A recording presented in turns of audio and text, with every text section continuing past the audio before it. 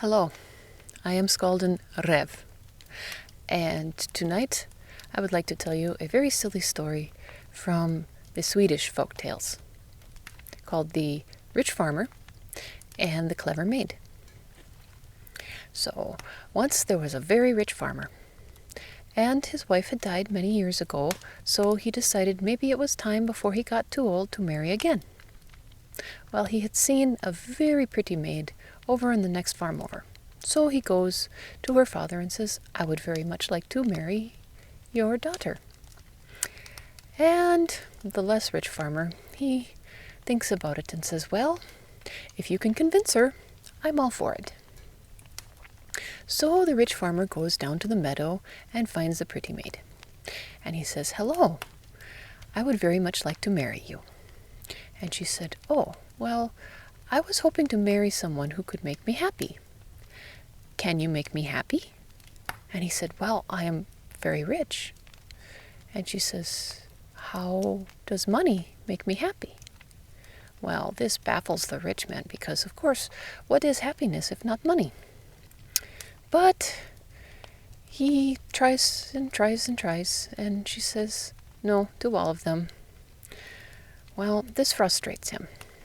So he goes back to her father and says, you need to convince your daughter to marry me. And the less rich farmer, he says, well, I'll give it a shot. But she is very headstrong, you know. Well, the rich man takes this as a definite thing because people do stuff for him all the time. He is very rich, you know. So he goes home and begins to prepare for the wedding. He has all his bakers and cooks begin a great feast, and he has all of his farmhands go out to all the villages and invite everybody to come and see him get married to the very pretty maid.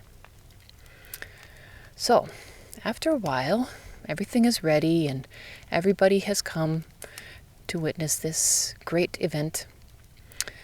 And he says to a small farm boy, well, it is time for you to go to the next farm over and get what I have been promised. And the boy says, oh, okay. So he hurries off and does as he's told. When he gets to the less rich farmer's field, he finds him and says, I am here for my lord to get what he has been promised.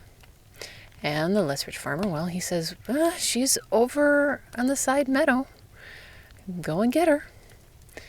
So the young boy hurries over to the side meadow, and he finds a pretty maid. And he says, hello, I am here to get what was promised to the rich farmer next door. And she said, oh, well, she is over there by the pea patch. She's a very white, very beautiful mare. And the boy says, oh, okay. So he goes, hops on the mare, and rides home as fast as he can back to the rich man's estate. Now, the rich man, he's very distracted. So when the boy comes up with the mare and says, I have her, the rich man doesn't even look. He says, okay, good. Now take her upstairs and have the women get her ready for the wedding. The boy says, are you sure, sir? And of course, the rich man, of course, hurry up. So the boy says, well, I'm not so sure I can do it alone. And the rich man says, well, just grab anybody who can help you. So the boy goes and gathers a bunch of other strong people, and they tug and pull, and with lots of clattering and clanging and banging of hooves and some chipped wood on the stairs, they get the horse up the stairs. And then the boy goes down into the kitchen and says, okay, well, it is time to get the bride ready, I guess, and I need your help. So all the women go up and they look and they find a horse. And they find the wedding dress and the wedding veil that the rich farmer has left out for his new bride, and they, with much tugging and wrestling and neighing and stamping, they get the horse into the dress and the veil. And the horse is very pretty, but they're still very confused.